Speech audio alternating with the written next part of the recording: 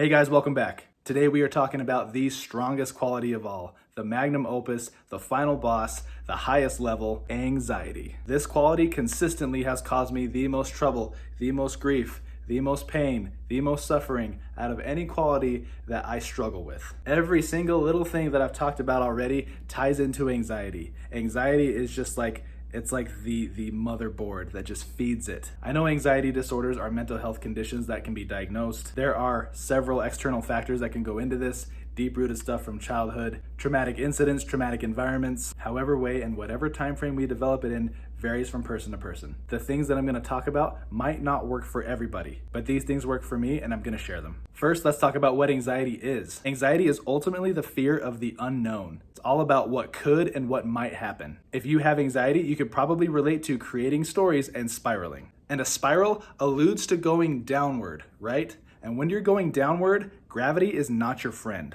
And the more you slide down, the harder it is to stop. And like I said earlier, this is like the final boss of negative qualities. For sure, one of the hardest things to control. But I have seen progress within myself and some of the things I'm going to mention in a few minutes. And the problem with anxiety is anxiety starts up here.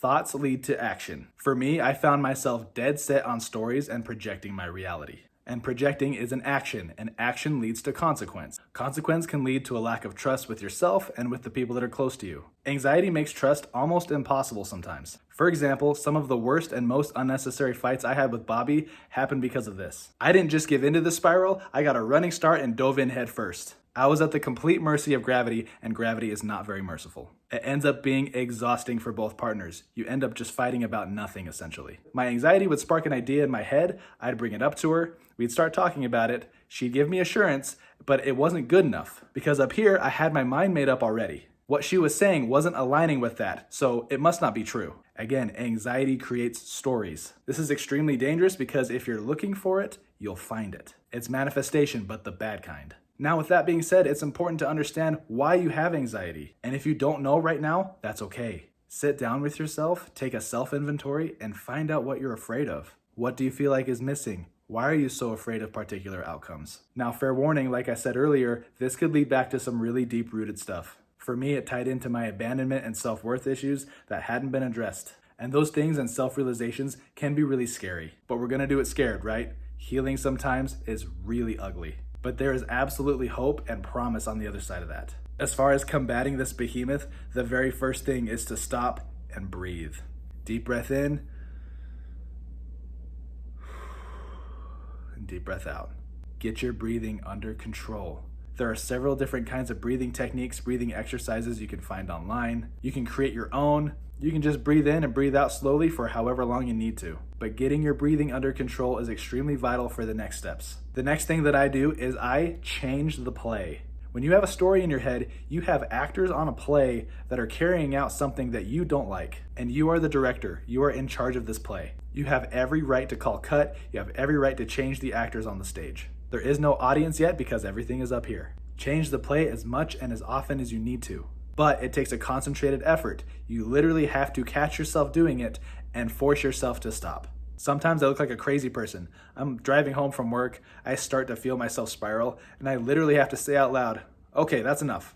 Or, okay, stop. Change the actors on the play, change the play altogether. Create a story that serves you. Get rid of the mindset whether your new positive story or the spiraling story is true. The more you change the play, the more you get into the habit of doing it. It's not going to be a perfect science, but doing it enough is going to create a habit. And I'm all about creating good habits here. Speaking of habits, the next thing is praying and meditating. I've spoken about God on this channel before and I'm going to do it again. When I feel myself in that anxiety hole, oftentimes I'll say a quick prayer and ask God to help me through it. Not for God to take it away. One thing that one of my therapists has said is what we resist persists. We want to recognize it and change it, not just have it go away. And for me, meditating ties into breathing and prayer. You're basically finding oneness within yourself when you meditate. There are several meditation guides you can find on YouTube, on Google. Meditating every day is a very healthy exercise for your brain and your body. And the last thing I'll talk about here as far as action is actually a form of non-action.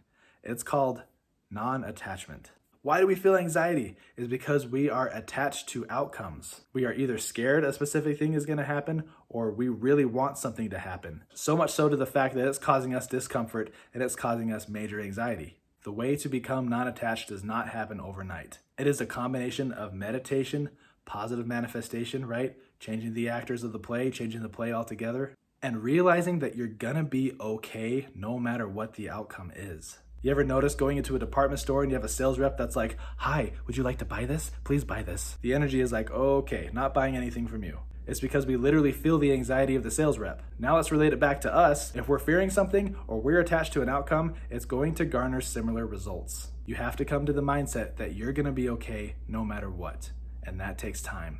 Again, this is the final boss. This is a hard attribute to get under control, but I absolutely believe it's possible, and I've seen these things have positive effects on my life. There's a quote that I love that says, "No amount of regret changes the past. No amount of anxiety changes the future. But any amount of gratitude can change the present." Guys, there's a lot to be thankful for, and being able to be on a healing journey is one of those things. Try to enjoy the journey and just embrace it. Be patient with yourself, especially on the topic of anxiety. Remind yourself that you're doing well. Again, it's that positive manifestation, changing the play. One last thing that I feel is important to mention.